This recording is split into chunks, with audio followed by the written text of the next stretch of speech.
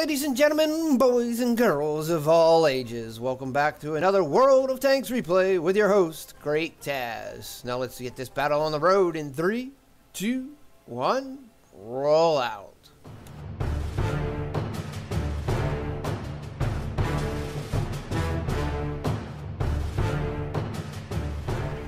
Hello everyone, Great Taz here once again with another World of Tanks replay. Today, we are going to be watching myself play the FV215b. I'm not sure what's going on here. There we go. On Sand River, and this is an encounter. Alright.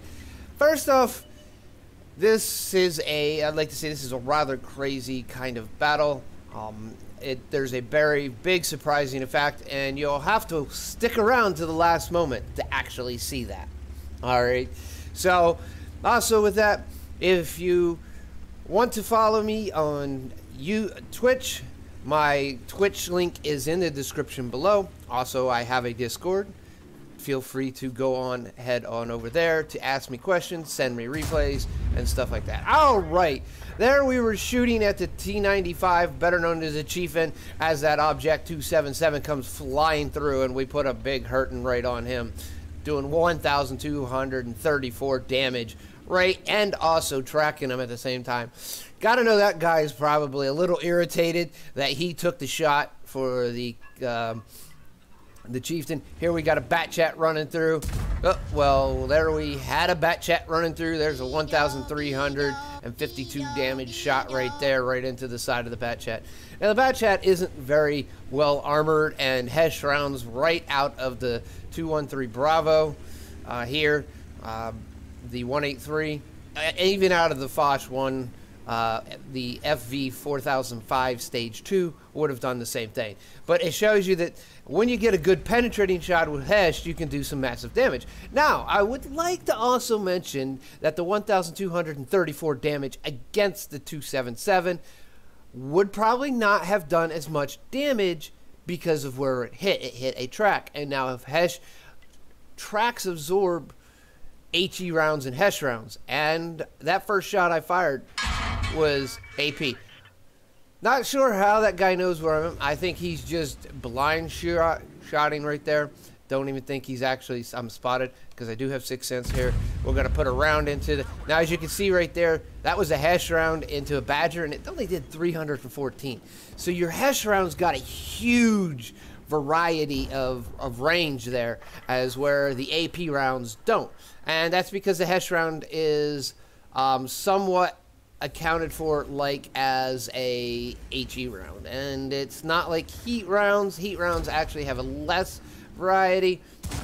Alright, well, we're going to put a Hesh round right into the side of the FV, doing 1,697 damage. Unfortunately, that our whole north side had lost with that many tanks. We're in a very bad position. We can't get away.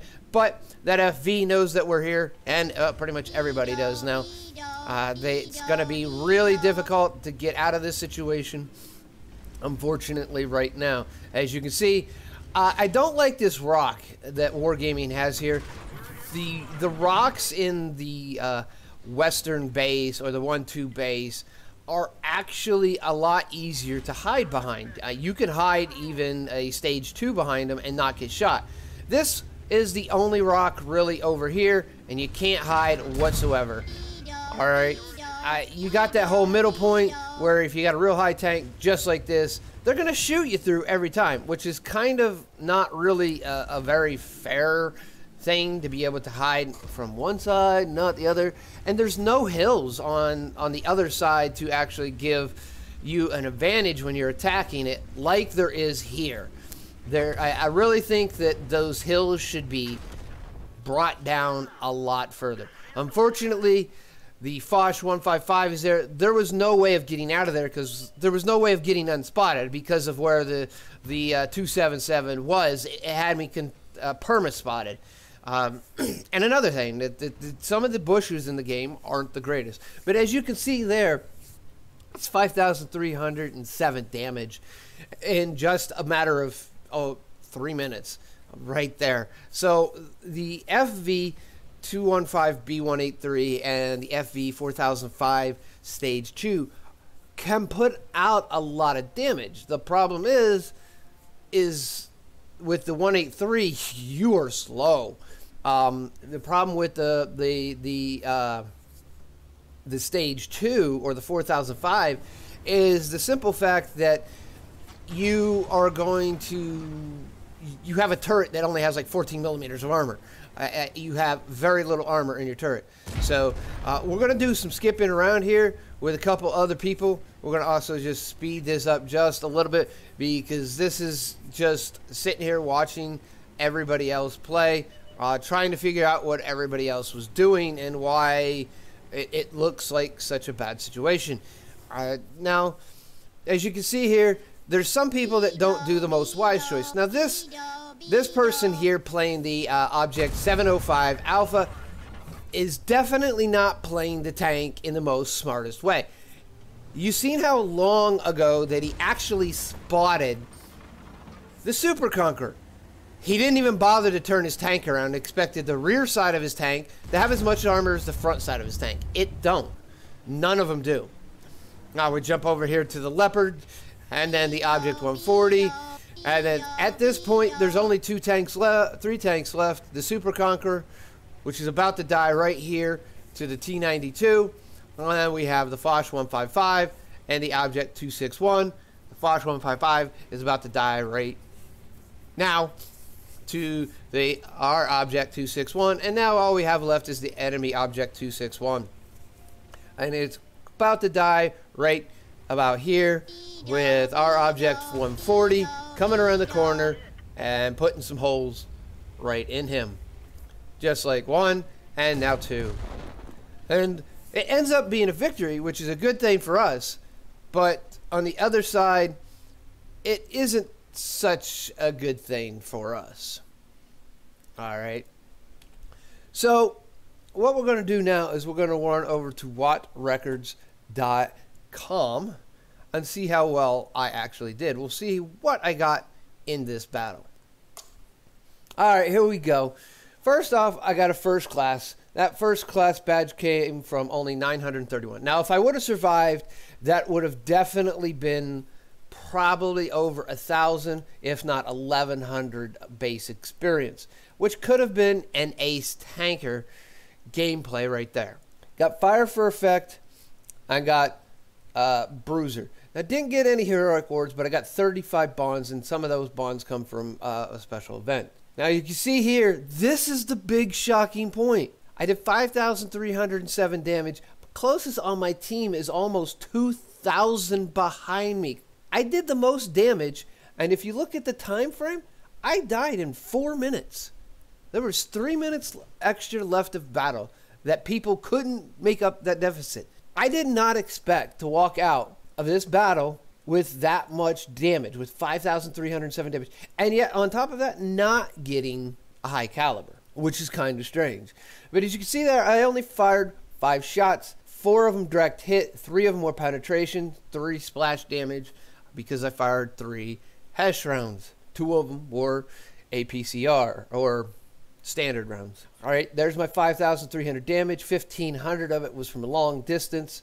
I received 6 hits, 5 of which pen, 1 which did not. Another bad thing about the 183, it's the same hull as the FV215b heavy tank, but it does not have the armor. It is weaker armor. And the turret doesn't have really good armor either. I mean, it has some okay armor. It can bounce some things, like I did bounce 1, but it's still, put it this way. It's not a JPEG E100, which can literally bounce everything from its front, and yet still put out the same amount of damage this tank does. But yet is still as slow as this tank is. It's, yeah, that's one hell of a powered tank. Alright, and it uses heat, not Hesh.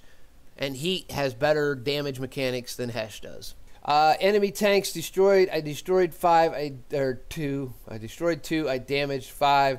I had 962 from assistance. I didn't really go far, as you can see that. Now, this was without a premium account. I did fire some premium ammo, and then this is how much it cost. The repair, the 183 from full 24,000 credits. So I only earned 39,000 credits. I did lose credits in this battle most of the time. I would only gain 354 if it was a premium account, so I still considered that pretty much a loss. Like I said, I had missions. I had basically 25 for missions and then 10 because I'm pretty sure it was an all tier 10 battle. Yep, all tier 10 battle, and I came out on top, so I got 10 bonds for that. I got 931 base experience. Event and rewards got me another 4,190. It is considered a premium vehicle, so I get a bonus there. And then I got 5,152 damage or experience overall, which is going straight to crew training, and it happens to be my Badger crew.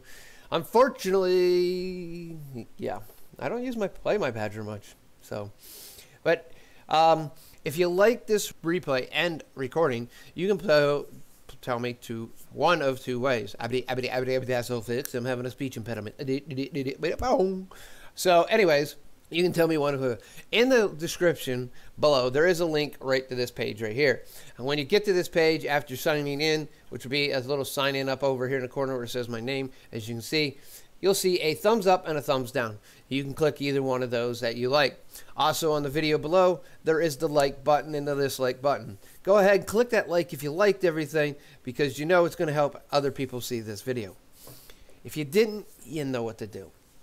Now, if you're not a subscriber and you wish to keep up to date with all my World of Tanks, game reviews, and everything else I do here on this channel, make sure to click that subscription button. But if you want instant notification, click that notification bell, changing it from occasional always. Now remember, I do have a Twitch. I don't have a set schedule, so my link for Twitch is also down in the description below. And on top of that, I also have a Discord if you want to upload and share videos to me and get for me to record them. With that all being said, ladies and gentlemen, this is Great Taz. I'll see you again soon.